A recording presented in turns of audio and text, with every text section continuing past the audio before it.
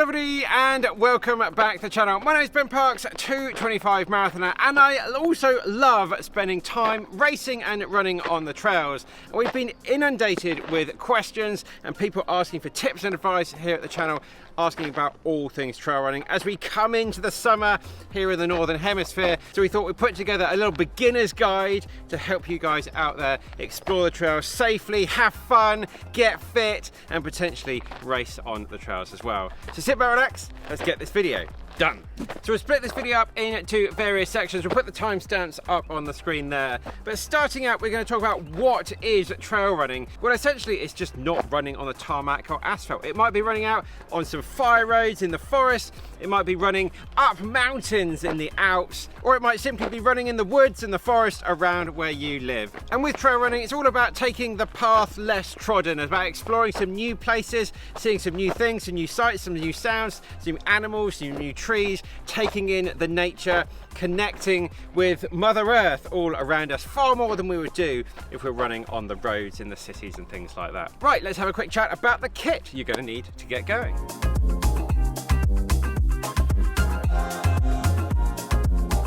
So first thing you might want to consider investing in is a good pair of trail shoes. Now the difference between a road shoe and a trail shoe, there's going to be a lot more grip on the bottom. These ones are a little bit worn out here, but a lot more grip because we're going into some more technical terrain, some more rocky terrain, some more loose terrain, so you need a bit more grip.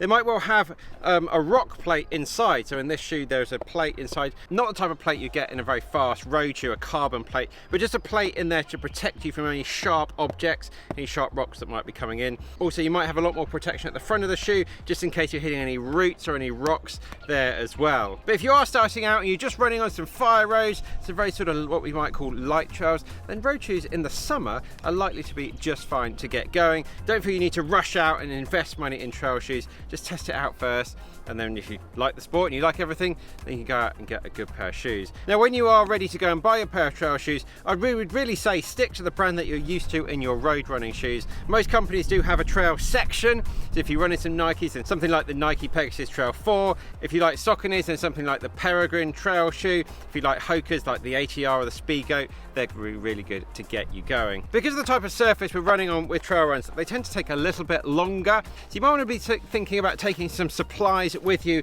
when you're spending some time out on the trails for safety, and also keep yourself hydrated and good nutrition coming in as well. So something like this is a pack from Salomon. It's very lightweight, it hugs to your body so you can move around nice and easily. In the front of the pack here you can add, I'll just blow it up, but you can fill these up with water. There's 500 ml in there, so two of these you can keep a litre of water up in the front of you. Then the side in these pouches here you can add nutrition, some bars and things to take with you, or some gels. The other vital thing we'd say to take out on your trails is something like a lightweight waterproof or at least windproof jacket that you can store in the back of your pack just in case the weather turns or you're out there for a little bit longer than you expect. In terms of other running kit, essentially it's all the same really as you would run on the road. So just your regular shorts, your regular tee. A lot of these companies like to sell us very specific things, but essentially it's all really the same. I'd recommend also just taking a basic first aid kit. We'll put up on the screen now just some essentials to put in that first aid kit, just in case something happens. I don't want you to go out there thinking it is dangerous, but I have fallen over in races. We'll put some footage now, and so yeah, things that can happen out there. Fully charged mobile phone, another thing to put in there. Then also a little bit further down the line, you might want to get a watch that has navigation. We'll put up on the screen now what that looks like in practice, but essentially you can plot routes on there and your watch will just work like a car sat nav and just direct you round so you don't get lost.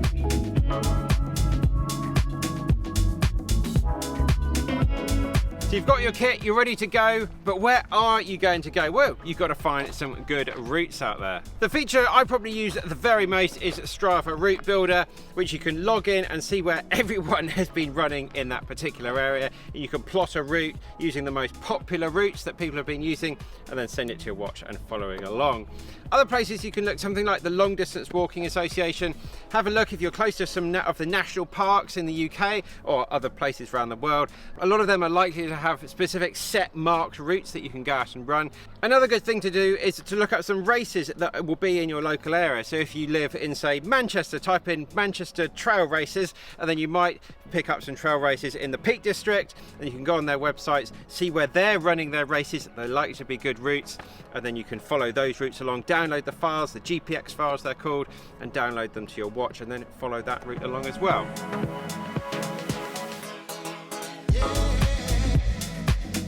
So once you've been trail running for a while, you might want to sign yourself up for a race. Now, these don't have to be huge, long, 200-mile crazy races through the mountains. Trail races start from 5k upwards, really. Plenty of 5k and 10ks to test the water. Really good way to meet other like-minded people out exploring the trails, make some friends, explore some new parts of your country or even the world.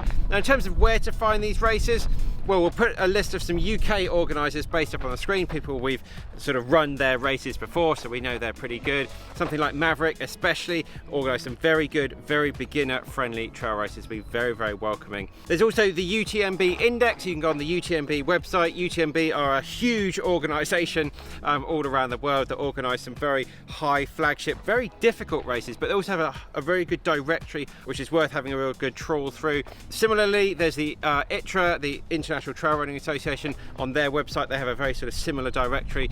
And a final point to know here is a trail mile is a little bit different from a road mile. So if a race is listed as 50k, it really could be anywhere from sort of 47 to 53, 54k.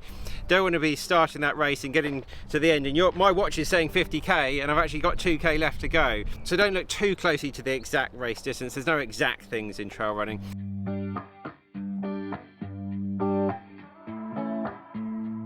Right, moving on. So technique for running on trails is very similar, but there are some slight differences between running on trails versus running on road. So try and shorten your stride a little bit. You want to sort of increase the number of touch points we have going out there, give you a little bit more stability as you run. When you're running as well, you're going to be looking down a little bit more, making sure you're looking at all these hazards which might be on the floor. So down, up, down, up. If you're just looking ahead of you, you are likely to potentially trip over something. Pace is generally a lot slower on the trails as well. Running on that sort of terrain and the amount of elevation that can be involved as well.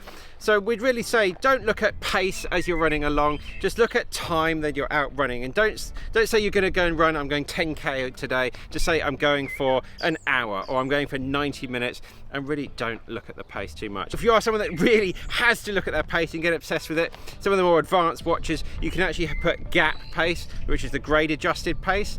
So you can sort of go up and down the trails and your watch will tell you what that pace is if you were running on the flat.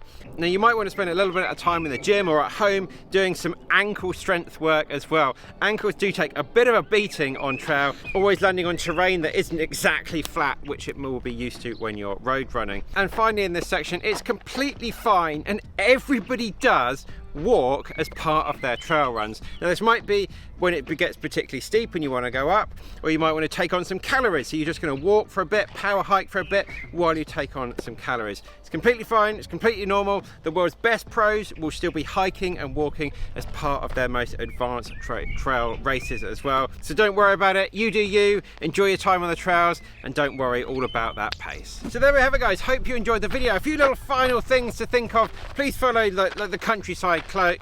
The countryside code. Close gates behind you, leave no trace, take all your litter home with you when you're out in these beautiful areas. And also be prepared for changes in weather. Weather can change all the time and you don't want to get stuck out there in a complete downpour without waterproofs and things like that. For me, I love trail running in the summer.